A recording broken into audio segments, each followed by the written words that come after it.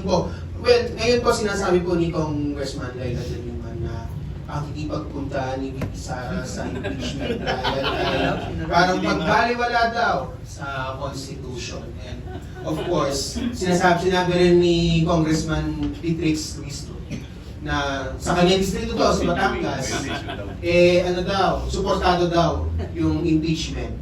What's your take po doon sa mga sinasabi ng ating mga kagala-gala ng mga congressman? Well, Pisilin mo lang para, yeah. Hello? Yeah, with due respect, kasi I've been also a member of Congress, but during our time, respectable po kami. Honorable. Honorable. Wala po kaming mga maleta nun. Ano lang. Envelope. Sobre lang.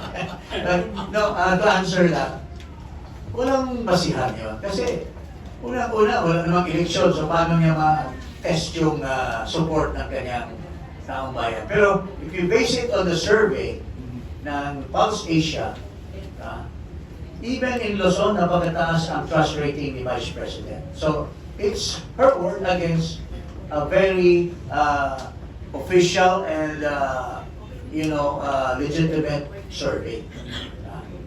So, pangalawa po, sinasabi natin na itong sinasabi ng mga congressmen is purely political. Why? I can vouch for it in the sense that nag-file po kami ng impeachment. Nag-file ang bayan muna, nag-file yung sinasabi namin hash-hash na impeachment. Pero yung rules na pinag-iral nila against Marcos is entirely different than the rules that they're imposing on the impeachment of VP Sara. Doon pa lang, politika na ang umiiral. Doon, nag-trial na o nag-hearing na sila at inaano na nila doon pa lang sa determination of substance as far as the Marcos impeachment is concerned. Pero dito kay VP Sara, talagang pinalusot na nila yung substance.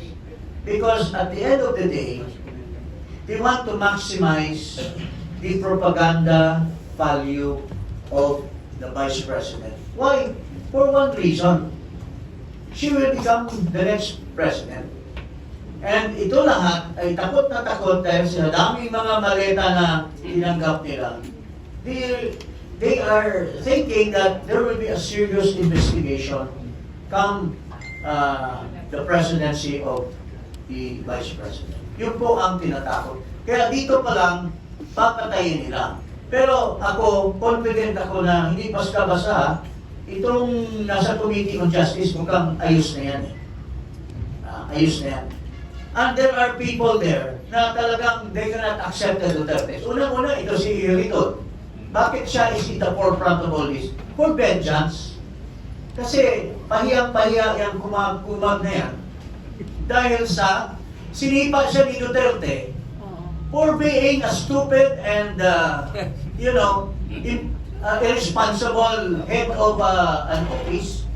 Can you imagine he was traveling every month, on the basis daw na mayroon siyang doon, nagsasaksya siya ng pera, pero yung kanyang liderato ay urban poor. So, ginagastos niya yung pera para sa urban poor. No. Kaya, outright, sinipa siya ni President Duterte. So, hindi niya matanggap yun. Kaya, gusto niya bumawi to the extent na magpapasupina siya ng mga records ng mga bangko. Saka lawyers firms. At saka mga lawyers firm, sinita na nga siya ni Congressman Rodriguez na mali-mali yun. There is a client lawyer's privilege. So, hindi ko alam kung nakatahiya naman sa UP College of Law, nanggaling pa ito doon. Now, with due respect, kaibigan ko ito, pero nag-iiba ang ihip ng hangin. Ito si Redon, it's all vengeance. Si Dilima, vengeance din yan kasi biniblame niya si Perito Pasio ng sa BACC. At si Lamit Aguirre na nag-file sa kanya ng kaso. Which was, kung hindi lang nagbago ang administration, Baka nasa kulungan pa yung magandang Laila Junil di Dayan na babae. Ha? So, ito po lahat in answer as a parting word. Ito po ay pamulitika lahat. Now, if it's politics, wala, in violation of the Constitution, because in the ruling of the Supreme Court, there must be, well, the Supreme Court admitted that it is political, but it is also legal. But this Committee of Justice is all purely political lang lahat. Walang legal, kaya they violate the Constitution. And I suppose, I will not be, I would not presume na hindi gumagalaw ang mga abogado ni Vice President to question all this in the court. Itong lahat ng mga violation. And in fact, I believe that if there is an immediate action, they can get an injunction or restraining order in all this violation of the House of Representatives. Thank you. Okay, next. Dagdag ko lang, Manong Rod, sorry to interrupt. Dagdag ko lang, that is another example of the hypocrisy of these people. Si Laila de Lima, noong inimbestigahan yan sa bilibid drug trade, hindi rin siya pumunta eh. She exercised her prerogative not to be present during the hearings. Bago sasabihin ngayon ni de Lima na it should be taken against the Vice President. Kaya ka-hipokrito itong mga taong ito. Doon sa hearing, doon lumabas yung...